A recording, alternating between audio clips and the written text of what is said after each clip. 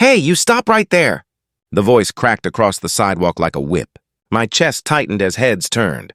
I froze, briefcase in hand, heart thudding. You in the suit. Yeah, you. His tone sharpened. Show me your ID. I swallowed hard. My ID for walking down the street? He stepped closer, hand brushing the holster at his side. Don't play games. People like you don't just stroll through this part of town dressed like that. Murmurs rippled around me. A woman near the bus stop whispered, "Why's he stopping him?" Another man muttered, "Just give it to him and move on." None of them looked me in the eye. Their silence stung more than his suspicion. My palms sweated as I pulled my wallet slowly. My voice trembled, though anger steadied it. "Here, CEO, 2 blocks away. Do you harass every executive in this city or just the black ones?" He yanked the card from my hand, smirk curling. CEO? Sure, maybe of a street corner. Laughter. Not loud, but enough. I felt my throat tighten, the old memories clawing back. High school hallway. Airport terminal. Always the same tone. Always the same disbelief. I forced myself to breathe. Check it. It's real. He tilted the ID, squinting. Looks fake. I should haul you in just to be sure. My fists clenched at my sides. Not this time. I won't bow. Not for his ego. Not for their comfort. A young man near the curb raised his phone, discreetly recording. The cop noticed and barked, "Put that down!"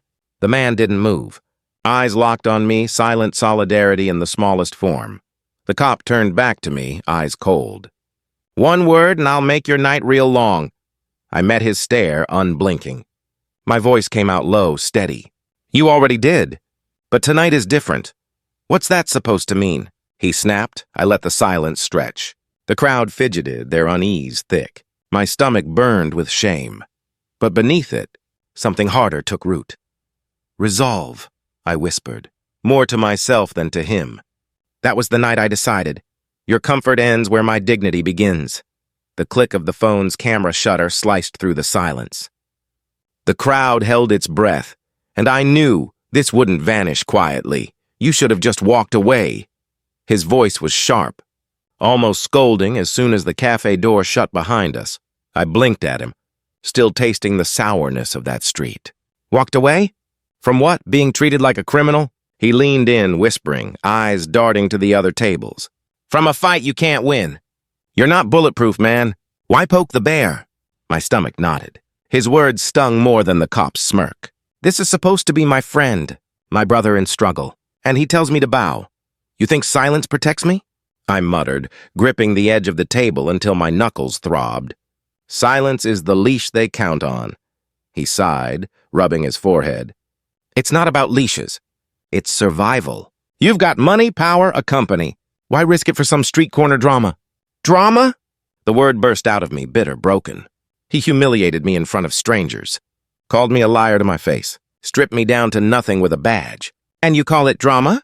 A stranger at the next table, a woman with kind eyes, shifted closer. Her voice was gentle, trembling. I saw it too. He was wrong. You didn't deserve that. My friend shot her a look. Stay out of it, but she pressed on. No, too many of us stay out of it. That's the problem. Silence is the problem. Her words pierced deeper than his excuses. My chest tightened. Finally, someone who didn't flinch, didn't look away. My friend muttered, "This isn't your fight." I turned on him, my voice low but shaking. Isn't it? Every time I let them do it, every time I let it slide, it becomes their victory. You want me to carry shame just so you can stay comfortable? He avoided my gaze, eyes fixed on his coffee. I just don't want you destroyed. I leaned back, heart pounding. And I don't want to live bent. That's the difference between us. The woman touched my arm lightly, whispering, You're not alone. Her words lit a fragile spark in me, but his silence, his refusal to stand with me, pressed like a weight on my chest. I swallowed hard, forcing the pain into steel. Better to be destroyed with dignity than live safe in chains. The table went quiet.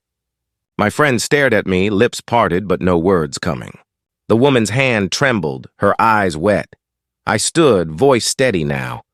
This isn't the last time I'll face him, or people like him, but it is the last time I'll face it alone inside. I walked out. the echo of my words hanging behind me. And for the first time, I felt the silence break. Not around me, but inside me. The boardroom door shut with a heavy click, and I felt the air tighten. Whispers had been circling since the incident, but now I was face to face with them. One of the directors leaned back, his voice low but sharp. "This will scare investors. Public confrontations, police. It doesn't look stable." I stared at him, my chest tightening. "It doesn't look stable? To who? The people who watched me get humiliated? Or the people who want their dividends safe from discomfort?" A woman at the far end cleared her throat. "No one's questioning your abilities, but maybe lying low would be wiser. Don't escalate this." Lying low? My hands curled against the table edge. I was stopped for existing in a suit. "Do you understand what it feels like to be stripped of your humanity in front of strangers?" Silence pressed back. Eyes avoided mine. Papers shuffled. Finally, another muttered, "You need to think about the brand. Investors want reassurance, not conflict." I laughed bitterly. "Reassurance? You mean silence. You want me to wear chains quietly so their pockets stay full." My assistant, seated nervously by the wall, whispered, "They don't understand." One director's jaw tightened. "We understand risk. That cop could sue if this goes viral. Bad press cuts both ways. The words hit me like stones. So you fear the oppressor's lawsuit more than my dignity. My pain is negotiable, but his comfort is not." My voice cracked, but I pushed on. "I lead this company. And if leadership means bowing when humiliated, then what are we building here? Safety for who? Silence for what?" The room stayed hushed. Every face turned to the table, to their papers, anywhere but me. I leaned forward, my fists trembling. "You don't have to say it. Your silence says enough. No one met my gaze. No one." I stood, heart pounding, throat tight. Behind closed doors, I expected allies. Instead, I found walls. My assistant's eyes brimmed with shame, but the others stayed quiet. Their silence bruised deeper than the cop's words on the street. I walked out, each step heavy, the echo of their cowardice trailing me like chains. And as the door shut behind me, I knew I wasn't just fighting him. I was fighting them too. The room buzzed with tension as the panel called my name. My legs felt heavy, but I forced myself forward, eyes locked on the cop already seated. He leaned back in his chair, arms folded, smirk plastered across his face. The chairwoman cleared her throat. "We're here to review the incident recorded last week. Officer, you'll begin." He leaned forward, voice dripping with arrogance. I treated him like anyone else. Suspicious behavior, expensive suit in the wrong place, refusal to cooperate. Standard procedure. My fists curled. "Anyone else?" I snapped, voice trembling with anger. "Or anyone who looks like me?" Gasps rippled. The panel shifted uncomfortably. He smirked wider. "Color had nothing to do with it." "Then why," I muttered, shaking my head, "do men who look like you stroll down that same street every day without a badge stopping them?" He leaned in, jabbing a finger toward me. "You were combative. Raised your voice. That's what escalated it." I swallowed, the memory of his laugh cutting through me. "I raised my voice because you mocked my very existence. You dragged my dignity into the gutter and asked me to thank you for it." The panel chair interjected. "Gentlemen, please." I cut across, my voice sharp, unrelenting. "You want calm? Tell me how calm you'd stay when your humanity is stripped in public." His smirk faltered for a flicker. "You're exaggerating." I leaned forward, my voice low, steady. "When you told me I was a liar, when you spat laughter in my face, when the crowd froze in silence, you weren't just humiliating me. You were reminding everyone watching that no title, no money, no achievement will make me safe from your suspicion." The room fell quiet. The panelists exchanged uneasy glances. One finally murmured, "Officer, did you laugh at him?" He shifted, jaw tightening. I might have briefly. "He was being difficult." "Difficult?" I whispered, the words slicing from my lips. "Difficult is refusing paperwork. Difficult is shouting obscenities. I was guilty of one thing, existing in skin that made you uncomfortable." The silence thickened. The cop's smirk cracked. I locked eyes with the board. "This isn't about one man in uniform and one man in a suit. This is about every silence in that crowd, every shrug from people in power, every time dignity is dismissed as inconvenience." He slammed his palm on the table. I did my job. I met his fury with calm. Your job? Your job was to protect. Instead, you proved the badge on your chest was heavier than the humanity in your heart. The panel chair exhaled, voice shaky. We'll need to deliberate further. But I didn't wait. I rose, voice carrying across the room. Deliberate all you want. The world has already judged what it saw. The cop glared, but the silence around him told the truth. His smirk had no shield left. I walked out, my heart pounding, my hands trembling. I had drawn the line. The next move was theirs. My phone wouldn't stop buzzing. Screens lit up, notifications stacked, voices of strangers crashing into my pocket. A friend's voice came through the line, urgent. It's everywhere. Twitter, Facebook, news blogs, you're trending. Half the comments are with you, half are calling you a fraud. I pressed the phone tight against my ear. Fraud? Yeah, another race card player. Entitled CEO. It's ugly, man. Real ugly. My throat tightened. Even my humiliation has to be debated like a sport. Another call broke in before I could answer. I clicked over. A journalist's voice spilled fast. We want your statement. Was it racially motivated, in your view? In my view? I choked out a laugh. Do you need my view or the video where he mocks me while I hold proof of who I am?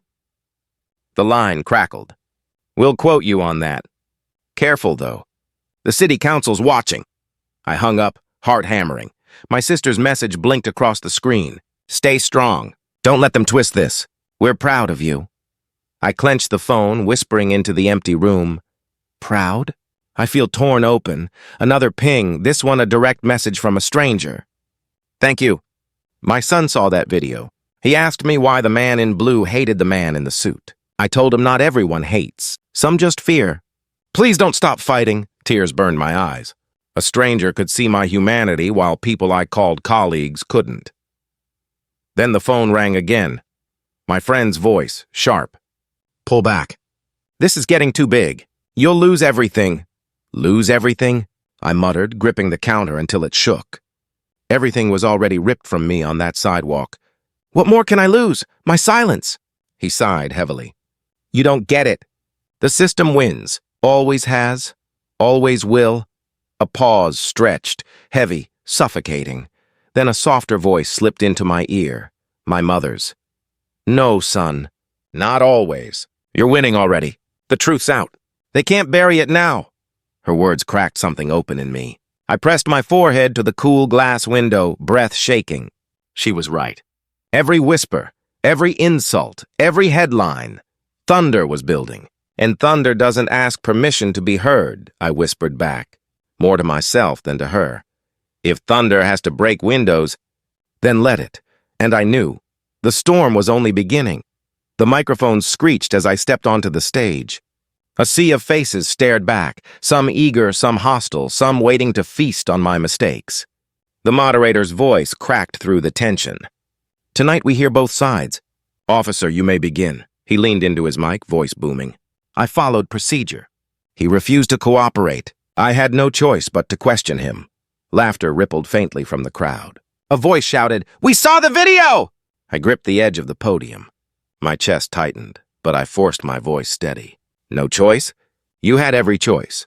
You chose to laugh while you stripped me of dignity. His jaw tightened. You were aggressive. I leaned closer to the mic, my voice low but cutting. Aggressive? I stood there holding my ID, my name, my career. You mocked me. Tell me, what part of that was aggression? The crowd murmured louder now. Some nodded. Some jeered. The air pulsed with heat. The moderator tried to calm the noise. Let's focus on facts. The cop smirked, eyes glinting. The fact is, I treat everyone the same. I clenched my fists, the memory of his laugh burning through me. Everyone the same? Then where are the videos of you stopping white men in suits, demanding ID, laughing in their faces? Show me one. The silence hit harder than any shout. He shifted, gaze darting. I pressed on. You can't because you don't. You never did. You never will. The crowd erupted, half clapping, half shouting. He slammed his palm on the table. You're twisting this. I straightened, my hands finally still. I don't need to twist anything. The world saw it raw. The truth shouts for itself. Gasps cut through the room. He faltered, lips parting, no words ready. His power cracked like thin ice under weight. The moderator raised his hands. "Order, please," but the order was gone. Voices surged, reporters scribbled, flashes popped. I stood in the storm, calm. My voice no longer needed to rise. The silence of his stammer had already crowned me. Inside, a strange calm settled.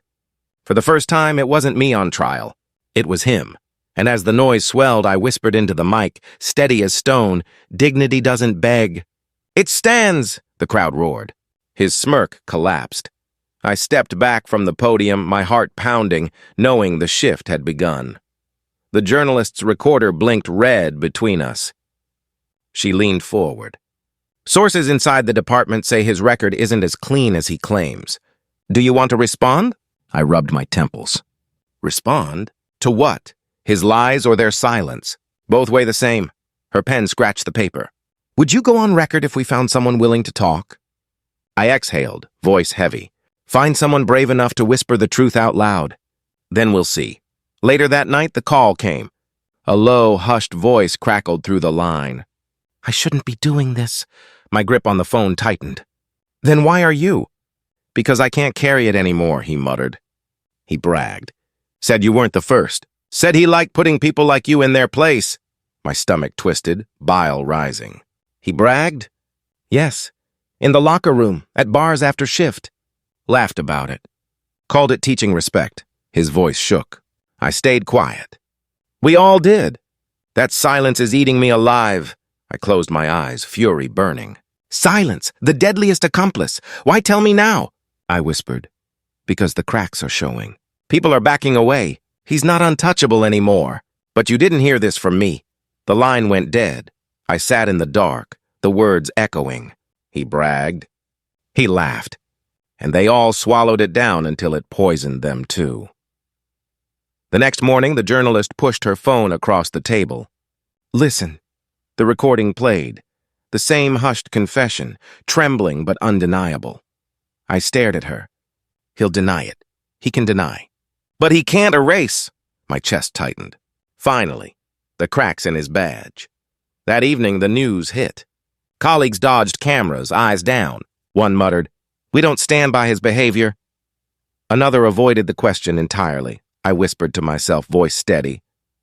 "The shield that protected him is breaking. And when shields break, truth cuts through." The journalist asked softly, "Do you feel vindicated?" I shook my head. "Not yet. Vindication isn't when he falls. It's when silence does."